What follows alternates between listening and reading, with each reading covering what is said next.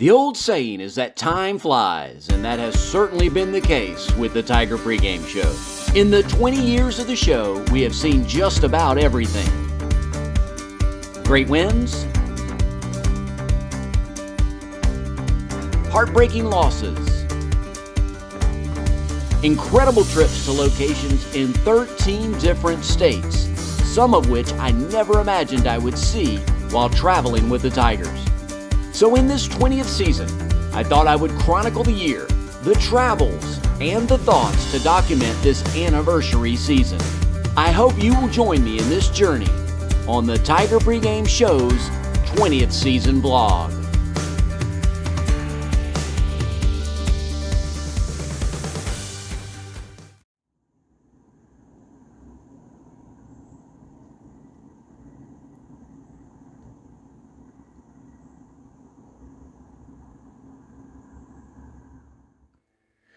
All right, it's game day. For the third week in a row, the Tigers are playing at night, which allowed me to get over here to the lake house and do some yard work. And the leaves are falling, and I'll update you in just a few minutes. But for now, I'm going to finish up the to-do list and then head over to the station for the show.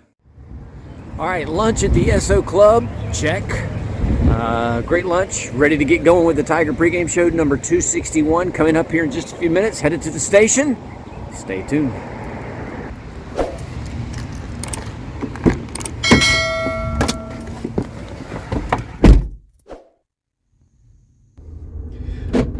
Okay, on our way to the station. Just finished lunch at the Esso Club. Games are going on. It's a little after 1 o'clock for the 1:30 broadcast. Kind of a tradition if I'm not at the game, but I'm doing the pregame show from Clemson. Always, as a tradition, I'll go by Memorial Stadium, ride by the hill. Of course, it's all locked up right now, but so I can't rub the rock for good luck for the Tigers, but I'll go by the hill and take a look at the rock, and just keeping in mind that our Tigers have to give 110% tonight in Tallahassee. Always love driving downtown Clemson. It's just such a cool place. The Tigers aren't in town, but the place is bustling with students and others who come into Clemson and enjoy the day. So it's always kind of cool to stroll through downtown, if you will. You can see over to my right, homecoming is getting set up. That's next week versus Syracuse, and so some preliminary things are being done over there on Bowman Field to get ready for homecoming. We'll check back in on that next week as well. I think we're about the last time or two here in the studio because moving to Easley. Before we get to that, do you miss the days where, this would be a game where Clemson would pull out some random uniform, like white over purple or something like that? Do you miss those days sometimes? I do like a little variety in uniform, but I do like that when it gets to be championship season, I like the fact that the orange pants are reserved solely for those special moments where you can wrap up an Atlantic Division, where you can win the state championship or ACC championship or in the playoffs. So I'm kind of on the fence with that. I don't miss the Wack A Doo stuff, like the orange tops and the purple bottoms and the purple tops and the orange, all that kind of Wack A Doo stuff, the CJ Spiller era of Tiger football. But I do miss, the opportunity to bring out the orange breeches tonight, which of course we won't see, I don't believe. And that's exactly right. I like Will Shipley. If I was picking a player, that would be the guy that I would have the most focus on. I'm going to go to a stat that I've kind of been beating the drum a little bit here in the Tiger pregame show, trying to move the needle on the Tigers and the offensive coaches and the players to get it done.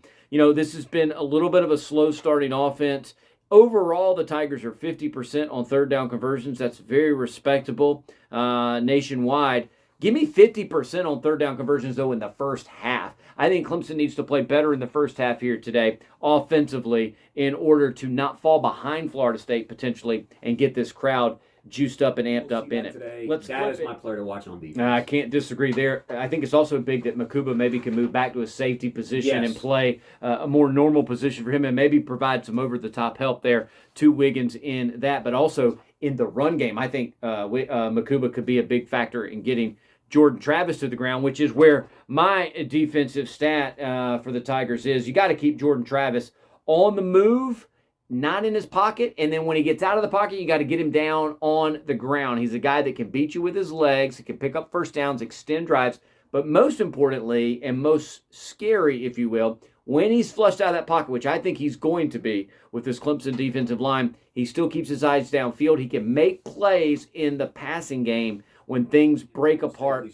in the pocket. Most certainly could be. My intangible, again, is that crowd. I think that's why the first half is so important. I think Clemson needs to take the lead in the first half, needs to get a little bit of a lead, play better offensively in the first half, play good defensively like you have done, get a little bit of a lead. I think you get behind Florida State, that crowd's just going to get more and more juiced up. This is their opportunity to make a statement win for that program. That's not a recipe that I think bodes well for the Tigers.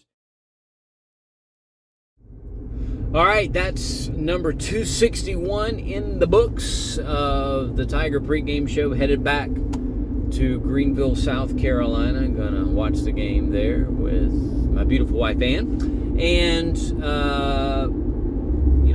final thoughts as I think through this. I kind of said it on the show. I think this is going to be a four-quarter battle. I hope I'm wrong. But I think it's going to be a four-quarter battle. We need to get off to a better start offensively than we've been doing and get a little bit of a lead. I think that'll be important. I think falling behind or allowing Florida State to stay in the game, the longer they stay in the game at home with this crowd, I think is problematic for the Tigers. So that's the final thoughts. I felt it really since Sunday. It really, my thoughts haven't changed much as the week has gone by. So we'll see. We're, now just a little under 2 hours away to kickoff, and we'll check back in with you a little bit later. Go Tigers. All right, halftime. Tigers and the Seminoles. Kind of a strange game. We fall down 7-0. We fall down 14-7. But now leading 24-14. Really good offensive performance. Got to stop the run in the second half. But right now, feeling pretty good at halftime. Okay, big win for the Tigers. Anytime you can win in Tallahassee, that's a big deal. And it wasn't pretty. Not much has been perfect this year. Didn't need to be perfect tonight, and that's good news. But the Tigers get the win in Tallahassee, 7-0. Syracuse comes to town next week. They're undefeated. We'll be in the top 15 for sure for a noon game. And so lots of excitement, lots still on the table for this team, but very happy to get the win. And now it's time to go nighty-night. Goodbye.